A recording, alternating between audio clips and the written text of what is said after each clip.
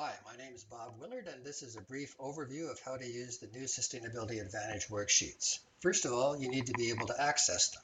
So go to my website, Sustainability Advantage, mouse over the button that says Worksheets, click on the drop-down menu where it says New Sustainability Advantage Worksheets, and it takes you to this page.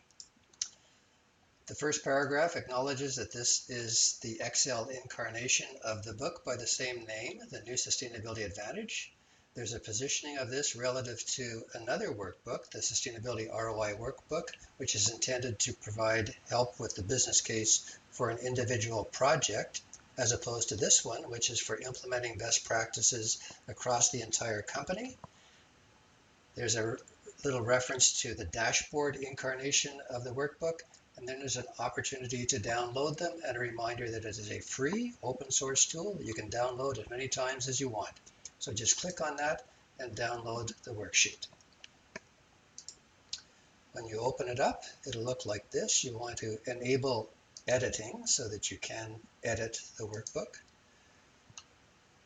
And now what I'm going to do is orient you to the overall layout, and then I'll come back and go through it in a little bit more detail. So at the top, you see an opportunity for you to provide your company data, your financial data, etc., that you are going to use as base financial information for the calculations in the workbook. And on the side, there are a couple of sample profiles that you can start with, and you'll notice that the profile of a large manufacturing company, which is also used in the Sustainability Advantage, the new Sustainability Advantage book, is being used in this particular case to help you see how the numbers work when you put them into the workbook. And then you see two columns in the workbook. I'm just going to scroll down those columns and give you a sense that on the left-hand side are all of the benefits that you have a chance to help quantify and figure out the values of. And on the right-hand side are the risks of not implementing best practices in the company. This is more than not just a neutral decision.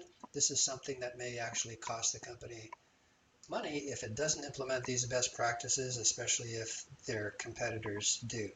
So on the left-hand side, benefits that contribute to the bottom line profit. You may be able to increase your revenue. You may be able to save money on your energy costs. You may be able to save money on your waste costs. You may be able to save money on materials and water costs, as well as increase employee productivity who are energized and engaged because they are excited about these projects being done by the company.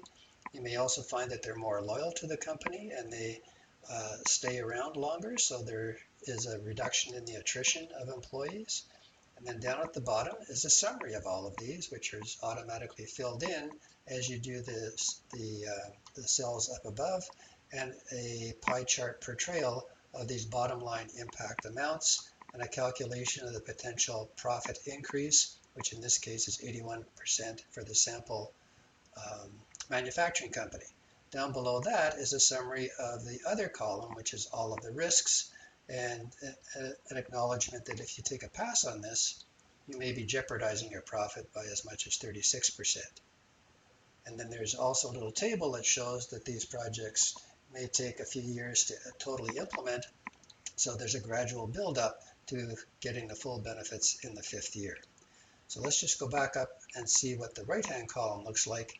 And as you probably notice as we scroll down, it's simply the downside of not doing something and the way in which your revenue growth may be impacted, the way in which energy costs may be impacted, price on carbon, which you may not be able to reduce if you don't implement some of the projects that help on the energy side, higher cost of materials, water, waste, cost of capital, risk of lower employee productivity if they're kind of uneasy that the company isn't doing more on the sustainability front, and perhaps they'll go somewhere else as well, so there could be a little higher attrition. And all of those are summarized down below in this table. So that's the basic layout of it. Let's just go back up to the top and walk through it a little bit more methodically. So at the top, there's the company data profile, and of course that's where you plug in your company's real revenue numbers, energy expense numbers, material and water expenses, etc. You can, of course, run the worksheet just using these sample ones, but you would overwrite these with your company's numbers to make sure that this is adjusted appropriately for the situation that you are doing the calculations for. So revenue, for example, is quite simple. Just overlay that. If it's $1 billion instead of 500 million, just put in 1 with 1, 2, 3, 4, 5, 6, 7, 8, 9 zeros, and it puts in $1 billion. Since I'm going to run the numbers for this sample company, I'm just going to change it back to 500 million. And we'll go down and see how to fill in the rest. So on the revenue side, it's a pretty straightforward process. Let me just scroll down a little bit here. In fact, I'll enlarge a little bit as well. So there are a few line items to indicate possible ways that the revenue of the company may grow if the company were to implement more sustainability practices, assuming that people are going to be attracted to the company because of its reputation, because of its innovative products, greener products, healthier products, whatever, and maybe even a way for it to get into the circular economy and offer services rather than products. There's a % increase in the baseline revenue that you entered in the company profile up above, and a calculation of the resulting amount. So you get totals of those percents and totals of the amounts. You may have noticed that there are some comments associated with cells that have these little red triangles in the upper right-hand corner, and they explain what those line items represent. So if you want to read the comment a little bit more easily, notice that it's off the screen here. Just right-click on the cell. Up pops a menu. About 3/4 of the way down, there's an Edit Comment option. Click on that, and it freezes the comment.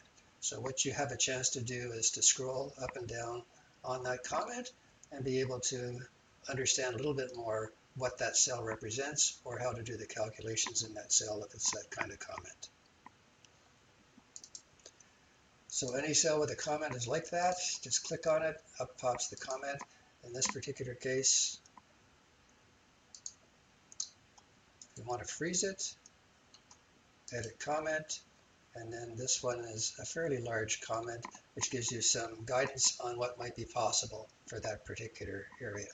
So as you go through, the comments are intended to provide guidance on the fly, just-in-time information that may be useful as you complete the line item for that particular opportunity.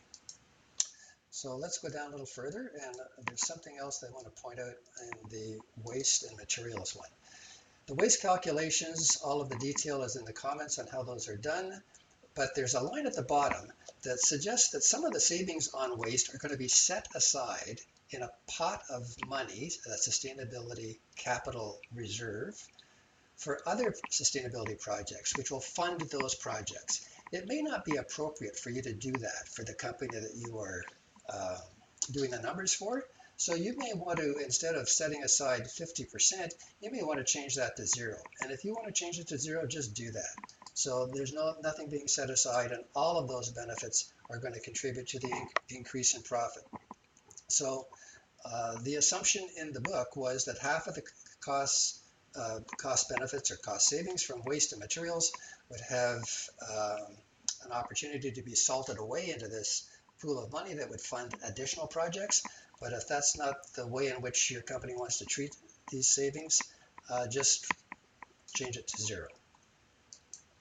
So just to keep the numbers consistent, I'm going to make it 50% again, but show you that at the bottom of the materials and water costs, there's that similar kind of thing, which you may also want to change to 0, and the comment explains all of that.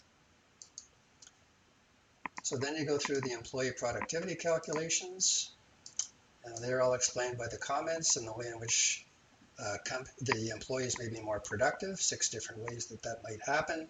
Employee attrition may go down because they're really excited about working for a company that's on the same wavelength they are. And then all of those are summarized. Let me just go back a little bit further here. All of them are summarized in the table at the bottom. So that's the left-hand column, that's all the benefits, and the corresponding downside possibilities if the company were not to do anything are reflected in the right-hand column, so all of the risks. And again, there's an opportunity to be more specific about the risks to revenue, the higher energy costs, price on carbon. So all of these things that may interfere with the ability of the company to continue to make as much profit as it's already making.